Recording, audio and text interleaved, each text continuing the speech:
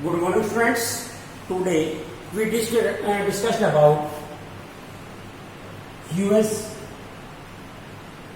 hegemony in world politics.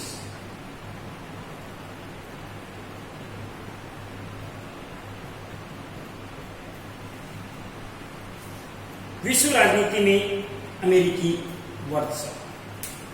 यहां पर ये इसका पार्ट 2 है। इससे पहले हम एक पार्ट 1 इसमें कर चुके हैं।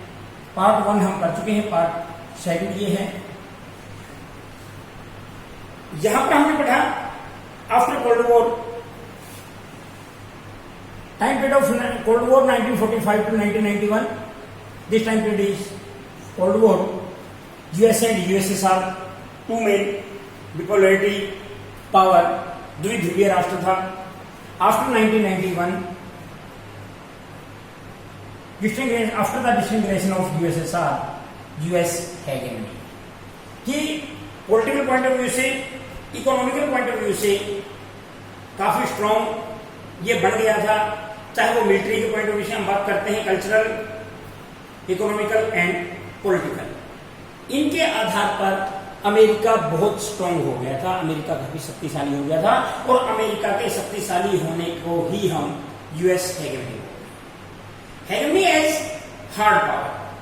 यहां पर सबसे मेन होता है कि कैपेबिलिटीज ऑफ मिलिट्री, कि यहां पर इतनी ज्यादा पावरफुल अगर हम बात करते हैं कि अमेरिका ने अपनी मिलिट्री पावर को इतना ज्यादा इंक्रीज कर दिया था कि अब कोई भी उसका मुकाबला नहीं कर सकता। यहां पर हम कल बात कर रहे थे इस टॉपिक में यूएसए नंबर 1, कि यूएसए नंबर 1 था। चाहे वो मिलिट्री के आधार पर हम बात करते हैं, पावर के आधार पर हम बात करते हैं, कल्चरल काफी स्ट्रांग पोजीशन अमेरिका की हो गई थी। तो यहां पर अगर हम बात करते हैं expenditure on military by USA, कि अमेरिका मिलिट्री के ऊपर कितना खर्च करता है, सीधी सी बात है कि नंबर 1 अगर ये है, उसके बाद number 2, number 3, number 4, number 5, number 6, 7, 8, 9, 10 etcetera, अगर इसकी हम बात करते हैं, इनको 1 इक्वल टू 12 मेजर कंट्रीज। अगर हम यूएसए का मुकाबला करते हैं, अगर हम यूएसए को बात करते हैं कि जो एक्सपेंडिचर के पॉइंट ऑफ व्यू से भी, जैसे इसमें एक सेकंड नंबर में आ गया कनाडा, आ गया ब्राजील, आ गया चाइना, आ गया इंडिया, आ गया, जितने भी अदर कंट्रीज हैं, चाहे इसमें यूएसए भी है, मतलब यूएसएसआर भी है, इन सभी कंट्रीज को 1 कंट्री यूएसए और 12 कंट्री जो नंबर 2 पे पावरफुल है, नंबर 3 पे, नंबर 4 पे, जो इन 12 मेजर कंट्रीज की अगर हम एक्सपेंडिचर को काउंट करते हैं, इसके इक्वल अकेला अमेरिका एक्सपेंडिचर कर रहा है।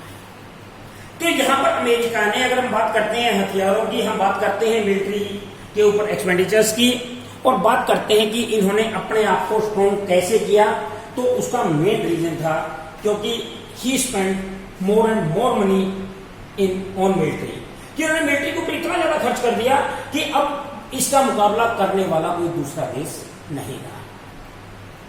अमेरिका के ऊपर किसी देश की इतनी हिम्मत नहीं थी कि वो अमेरिका के ऊपर देखे या अमेरिका के साथ युद्ध करने के लिए सोचे।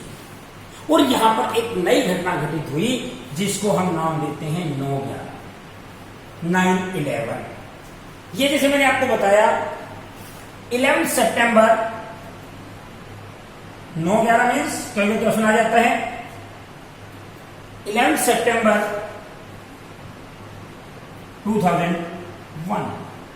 11 सितंबर 2001 को हमला हुआ WTC, वर्ल्ड ट्रेड सेंटर पर हमला हुआ 11 सितंबर 2001, जिसने न केवल अमेरिका को बल्कि पूरे विश्व को हिला दिया। क्योंकि जो अमेरिका इतना ज्यादा पावरफुल है, जो अमेरिका अपनी हेगेमनी के कारण, अपने वर्षों के कारण दूसरे देशों को प्रेशराइज कर रहा है, चाहे हम वो गल्फ वॉर की बात करते हैं, चाहे वो हम इन्वेंशन ऑफ इराक की बात करते हैं कि इराक के इंटरनल मैटर्स में इन्वॉल्व हो रहा है, दूसरे देशों के ऊपर प्रेशर ये डाल रहा है, और यहां पर एक प्रेशर पॉलिसी, दबाव की राजनीति अमेरिका ने स्टार्ट की, तो इतना ज्यादा पावरफुल कंट्री और उस देश के ऊपर भी अटैक हो गया। 11 सितंबर 2001 अमेरिका के WTC पर हमला हुआ, वर्ल्ड ट्रेड सेंटर पर हमला हुआ, जो अब तक के इतिहास का अमेरिका के ऊपर सबसे बड़ा आतंकवादी हमला था। और यहां पर अब अमेरिका को अपने वर्चस्व को कायम रखने के लिए बहुत हार्ड डिसीजन लिए और इन्होंने पूरे ऑल ओवर वर्ल्ड से 600 व्यक्तियों को गिरफ्तार किया। उन व्यक्तियों को 600 व्यक्तियों को गुआंतानामो एक आइलैंड है वहां की जेल में डाल दिया। जो ह्यूमन राइट्स सेल्स हैं, वर्ल्ड ह्यूमन राइट्स सेल्स, उन्होंने उन व्यक्तियों से मिलने की कोशिश की, अमेरिका ने मिलने नहीं दिया।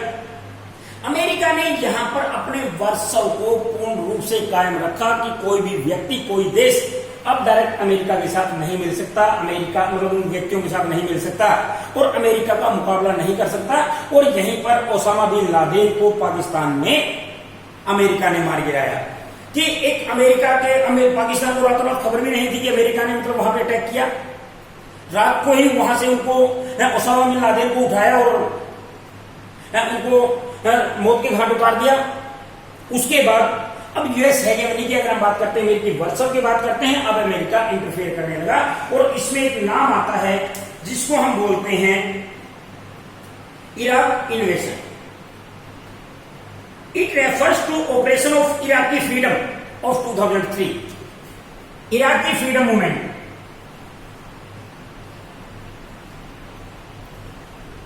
इराकी फ्रीडम मूवमेंट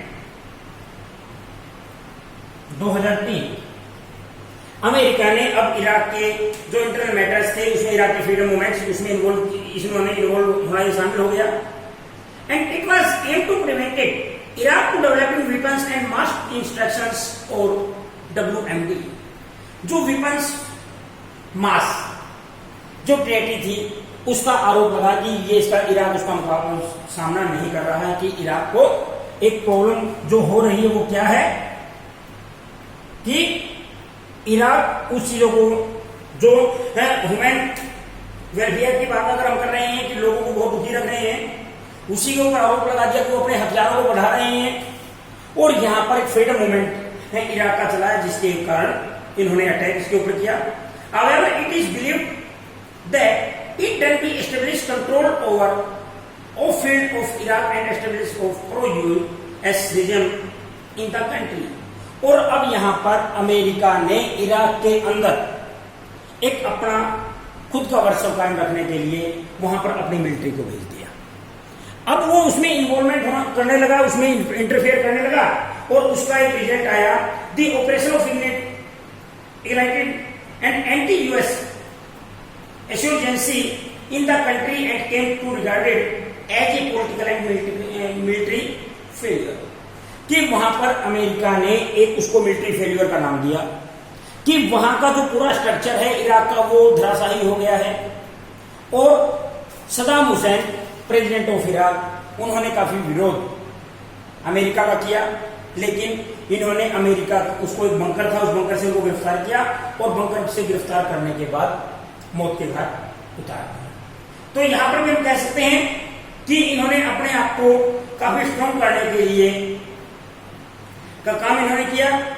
इसके अलावा हेगेमनी एज हार्ड पावर की अभी कैपेबिलिटीज के अकॉर्डिंग एक हार्ड पावर का यूज ये करने लगा, military capabilities of a country and USA has absolute and relative military capabilities which is based on it's high military spending and technological superiority. अब हम बात करें technological superiority and it's expenditure कि अब अमेरिका इतना ज्यादा स्ट्रांग हो गया कि वो इतना ज्यादा खर्च अपनी मिलिट्री के ऊपर कर रहा है।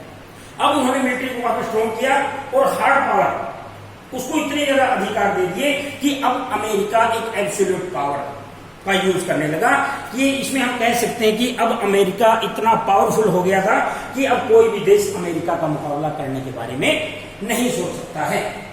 इसके अलावा अगर हम बात करते हैं हेगेमनी as structural power, hegemony as structural power refers to ability of nation to establish and sustain norms of global economy। कि अब अमेरिका एक ग्लोबल इकोनॉमी के ऊपर भी इफेक्ट डालता है। अब अमेरिका क्या करने लगा, जो छोटे छोटे देश थे, फॉर एग्जाम्पल जैसे भारत के पड़ोसी जो देश हैं, या किसी भी कंट्रीज, जिस कंट्री से अमेरिका को ये लगता है कि अमेरिका को खतरा है, अमेरिका ने उन छोटे छोटे देशों को अपना शिकार बनाया। इन्होंने क्या किया, उन छोटे छोटे देशों को इकोनॉमिक हेल्प करने लगे। अब उसमें क्या होता है कि वो देश कहीं ना कहीं उसी देश का फेवर लेंगे। अब जैसे बांग्लादेश है, नेपाल है, भूटान है, तो इस देश की कोई हेल्प करता है, ये एक डिप्लोमेटिक तरीके से जो कूटनीतिक हमारी फॉरेन पॉलिसी जो है उसको विश्वास करते हैं। जैसे आजकल भी आपने कई बार देखा हो कि बांग्लादेश में बाढ़ आ गई और आप पढ़ोगे कि भारत के प्रधानमंत्री ने, भारत ने 10,000 करोड़ या 10 लाख करोड़ का पैकेज उनको दे दिया, उनकी हेल्प की। ये एक डिप्लोमेटिक सिस्टम होता है, क्योंकि हम नहीं चाहते कि कोई दूसरा देश आके उसकी हेल्प करे और वो फिर उसके फेवर में लगे, क्योंकि पड़ोसी देश होने के नाते सबसे ज्यादा खतरा हमें ही उससे है, तो हम ना चाहते हुए भी उन देशों की मदद हमें करनी पड़ती है। और यहां पर भी सेम रूल था कि अब अमेरिका ने बड़े बड़े जो कंट्रीज थे, चाहे वो चाइना है, चाहे इंडिया है, चाहे कनाडा है, चाहे रसिया है, इन कंट्रीज को टारगेट ना करके इन कंट्रीज के नियर अबाउट जो छोटे छोटे देश हैं उन देशों को अपना टारगेट बनाया। इसके बाद the US structural power provides the major role providing global public goods such as sea lanes of communications which could be used in the merchant ships। अब ये एक इतना स्ट्रक्चरल पावरफुल एक स्ट्रॉन्ग अपने आप को करने लगा कि बहुत सारी चीजें इंटरनेशनल लेवल पर अमेरिकन थिंग्स वहां पे यूज होने लगी। एंड ऐसे जो डब्ल्यू है हमारा है, जो WTC है वो तो अमेरिका में था ही, क्योंकि था ये वर्ल्ड ट्रेड का भी पूरे विश्व व्यापार संगठन, ये था विश्व व्यापार केंद्र का WTO की अगर हम बात करते हैं। WTO में IMF, international monetary fund, world bank में सबसे ज्यादा शेयरिंग अमेरिका की थी। इसके बाद हम बात करते हैं the Bretton Woods system established by the USA is built on the basic structure of the world economy. Bretton Woods, ये नाम आपने पहले भी पढ़ा है।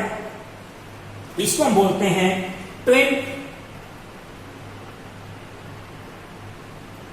Of Bretton Woods. Bretton Woods की जुड़वा संतानें कि ब्रेटन वुड्स में क्या हुआ, ब्रेटन वुड इन्होंने एक मीटिंग की और इस मीटिंग के अकॉर्डिंग इन्होंने दो चीजें की। एक world bank plus IMF, international monetary fund, अंतरराष्ट्रीय मुद्रा कोष और वर्ल्ड बैंक की स्थापना की, जिसको हम ट्वेन ऑफ ब्रेटन वुड्स बोलते हैं कि ब्रेटन वुड्स की जुड़वा संतानें इनको कहा जाता है।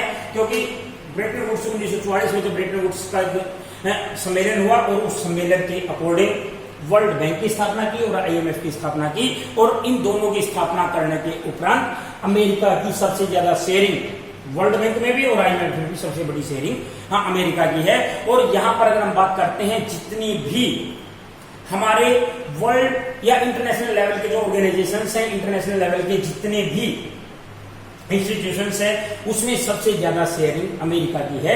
और अमेरिका की शेयरिंग होने के कारण वो भी कहीं ना कहीं अमेरिका का ही फेवर करते हैं। तो यहां पर अब इसके बाद नेक्स्ट चैप्टर जो पार्ट 3 आपका आएगा उसमें हम स्टडी करेंगे। तो ये था आपका US hegemony in world politics part 2। इसके बाद 3rd चैप्टर में हम डिस्कस करेंगे। Thank you and have a nice day.